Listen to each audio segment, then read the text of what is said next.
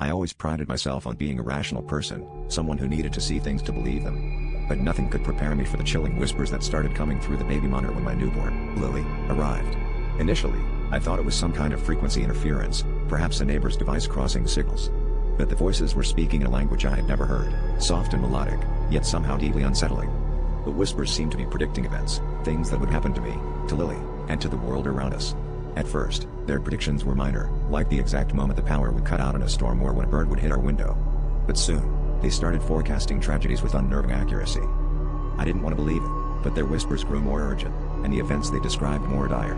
One night, they spoke of a fire, describing the smell of smoke and detailing how it would start in the kitchen. I dismissed it as nonsense until a faulty wire sparked, just as they said, igniting the curtains. Panic surged through me as I grabbed Lily and fled the house, narrowly escaping the blaze.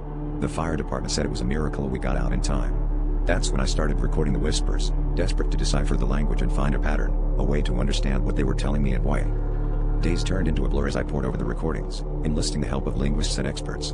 None could identify the language, but one thing was clear: it was ancient and complex, laced with an eeriness that seemed to seep into my bones.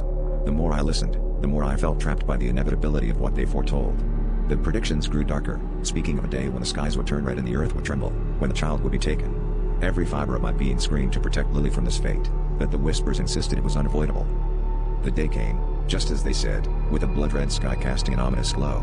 I clutched Lily tightly, heart pounding with each whispered echo that seemed to fill the room. The ground shook, and a chilling presence descended, an entity born of shadows and ancient power. It reached for Lily, and I screamed, begging for her life. But as I watched, helpless and broken, the whispers revealed their final truth. The future wasn't something I could escape, only a path that had always been meant to unravel. And in the silence that followed, I realized the whispers were not just a warning, they were a prophecy fulfilled.